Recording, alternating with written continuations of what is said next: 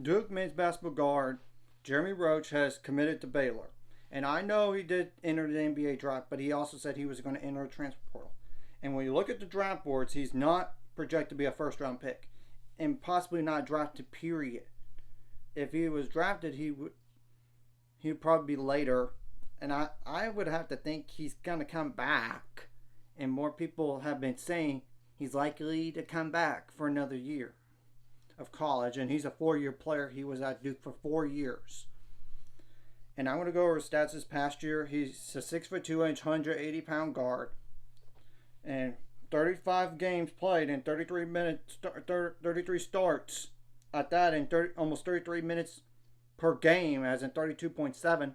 He averaged 14 points per game, 2.5 rebounds per game, 3.3 assists per game, 0.1 blocks per game, 1.1 steals per game, 2.1 fouls per game, 1.4 turnovers per game, 42.9% on threes on 126 attempts, 84.4% on free throws on 122 attempts, 46.8% from the field on 355 attempts. That's a really solid player, and he's a good defender. And I'm not going to say he's good as Davion Mitchell's defense. It's pretty hard to get compared to Mr. Off Night, as in Davion Mitchell when he was at Baylor.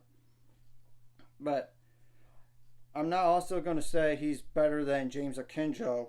He's better than James Akinjo on offense a little bit. But defense, I'm going to wait and see. And he has some, and I really do appreciate what Ray J. Dennis did this past year. However, there's one thing that he didn't obviously bring and go into the team from last year to this year. Power conference experience.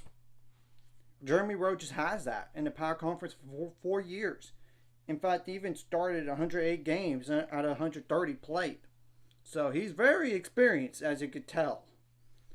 And he's going to help Rob Wright, who's enrolling, and I would not worry about him sticking with this letter intent, because he probably knew that, hey, I'm not going to be the guaranteed starter. And I know Rob Wright has a great future ahead of him and everything, but experience, it helps to have experience.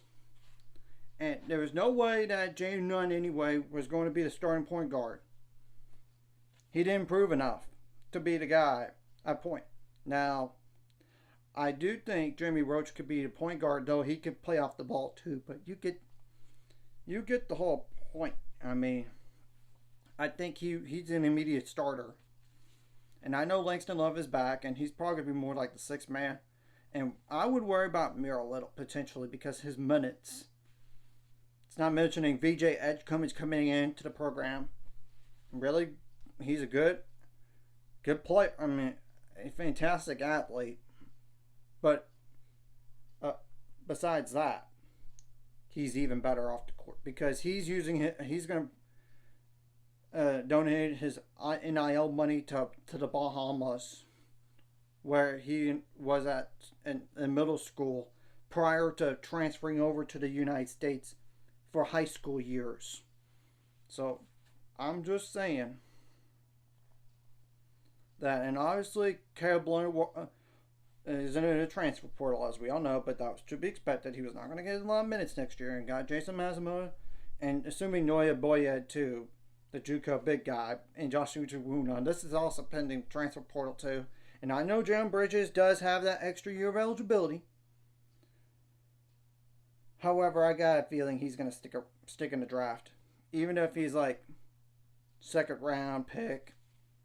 I mean, he just got engaged this past week, and congratulations to him and his fiance. I mean, I'm just telling the truth. And obviously, Baylor needs to add more guys in the front court. And I know that we got Jason Asamoah and all that. They're going to, this is me assuming Jalen Bridges is gone, they're going to have to find a wing, which I know there's a name that you might want to keep an eye on. That's Igor Milichik Jr. He started his career at Virginia, but then he went to Charlotte the past 2 years. He's a Jalen Bridges replacement. And his top three were like Tennessee, Baylor, and trying to remember that last school, but you get in Nebraska. Yeah, just to let y'all know, and we'll have to wait and see on that. And I'm sure Scott Drew and staff have a plan in place in case they don't get him, or Jonas Adu, who visited from Tennessee, who actually visited this weekend. And they honestly, I think they need to get a starting center. Because no offense to Josh Uchuwuna, but I think he's more of a bench guy, in my opinion. So, anyways, if you like this content, hit the like and subscribe button. See you guys later. On the road to 600 subscribers, before our ultimate goal. It's 1,000 more, so we might not discourse like a video.